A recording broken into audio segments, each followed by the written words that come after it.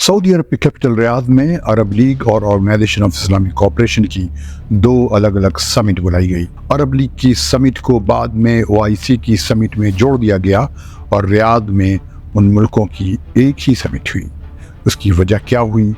یہ ایک راز ہے جس پر پردہ بعد میں اٹھائیں گے، لیکن اس سے پہلے یہ جان لیں کہ OIC کی اس سمٹ کی خاص بات کیا ہوا۔ یہ کہ پہلی بار 57 ملکوں کی اس آرگنائزیشن کے تمام ممبرز یعنی تمام مسلم ملکوں نے ایک آواز میں غزہ میں اسرائیلی دہشت گردی کی مذمت کی۔ سب نے 7 اکتوبر کو اسرائیل پر حماس کے حملے کی مذمت نہیں کی۔ اسرائیلی حملے کو روکنے کی بات کہی گئی، غزہ میں ہیومینیٹیرین مدد پہنچانے کی بات کہی اور فلسطین پر اسرائیل کے قبضے کو ختم کرنے کا بھی مطالبہ کیا۔ خاص بات یہ تھی کہ یہ تمام مسلم ملک کسی یورپین یونین کی طرح مسلم یونین کے ممبر نہیں تھے اور نہ کسی ایک علاقائی تنظیم کے ممبر تھے۔ یہ سب دنیا کے مختلف حصوں کے ملک تھے، ان میں سے بہت سے کے ایک دوسرے کے ساتھ کسی بھی قسم کے تعلقات نہیں ہیں بلکہ دشمنی ہے۔ کئی کے لیڈر ایک دوسرے سے بات بھی نہیں کرتے۔ کئی ملک ہر سیاسی فورم میں ایک دوسرے کے مقابلے میں کھڑے ہوتے ہیں۔ کئی ملک امریکی مدد پر گزر بسر کر رہے ہیں، کئی امریکہ کے قریبی دوست ہیں اور کئی امریکہ کے بڑے دشمن۔ لیکن اسرائیل کے غزہ پر حملے پر سب ایک زبان تھے۔ ایسا شاید پہلی بار ہوا کہ تمام ملک اسرائیل کی جارحیت کے خلاف ایک زبان تھے۔ ان سب نے مل کر غزہ کی ناکہ بندی ختم کرنے کا مطالبہ کیا، یعنی یہ ذمہ داری بارڈرنگ ملک مصر پر ڈال دی کہ اس سے اس کی سرحد ملتی ہے۔ لیکن اس سے پہلے کیا ہوا کہ دو سمٹ ایک جوائنٹ سمٹ میں تبدیل ہو گئی۔ نہ اس پر کوئی بات کر رہا ہے، نہ کسی کی ہمت ہے کہ اس پر سوال پیدا کرے۔ ویڈیو کے دوسرے حصے میں اسی راز سے پردہ اٹھائیں گے، دیکھتے رہیے۔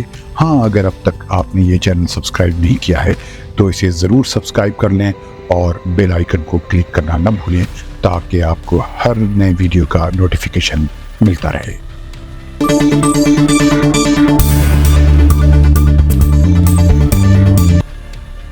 عرب دیش کے دیکھنے والوں کو فیض الحق کا سلام۔ سعودی عرب کی کیپٹل ریاض میں دو سمٹ میں سے پہلی سمٹ عرب ملکوں کی آرگنائزیشن یعنی عرب لیگ کی سمٹ تھی۔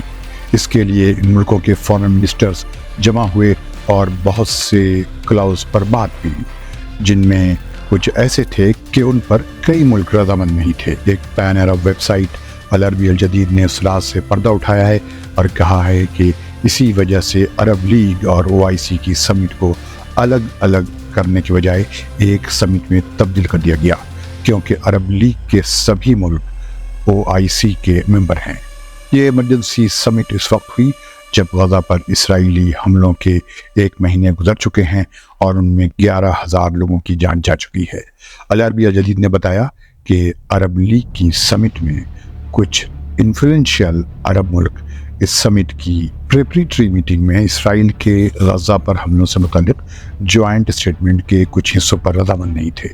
وہ چاہتے تھے کہ بات ویگ یا مبہم انداز میں کہی جائے۔ جن باتوں پر یہ رضامند نہیں تھے اس میں یہ تھا کہ مطالبہ کیا جائے کہ امریکہ اور دوسرے ملٹری بیسز کو اسرائیل کو اسلحہ سپلائی کرنے کے لیے استعمال نہیں کیا جائے۔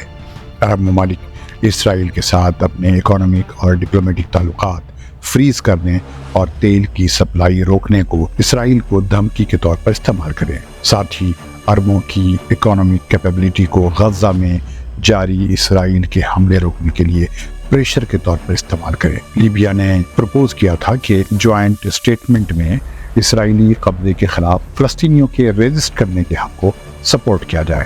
اس پروپوزل کو عرب لیگ کے 22 ملکوں میں سے 11 عرب ملکوں نے حمایت کی۔ یہ ملک تھے فلسطین، سیریا، الجیریا یعنی الجزائر، تونس، عراق، لبنان، کویت، قطر، عمان، لیبیا اور یمن۔ وہ 4 ملک جنہوں نے اس پروپوزل کی مخالفت کی تھی اس کا ذکر اس رپورٹ میں کہیں موجود نہیں، لیکن عرب سوشل میڈیا پر کہا جا رہا ہے کہ اس طرح کے کلاؤز کی مخالفت امارات یعنی UAE، بحرین، موروکو یعنی مراکش اور سعودی عرب نے کی تھی۔ پہلے 3 ملک UAE، بحرین، مراکش تو اسرائیل کے ساتھ ابراہیمک اکارڈ میں ہیں اور سعودی عرب بس اس اکارڈ پر دستخط کرنے ہی والا تھا کہ حماس نے اسرائیل پر حملہ کر دیا اور ابراہمک اکارڈ کا خواب ادھورا رہ گیا۔ خدا حافظ۔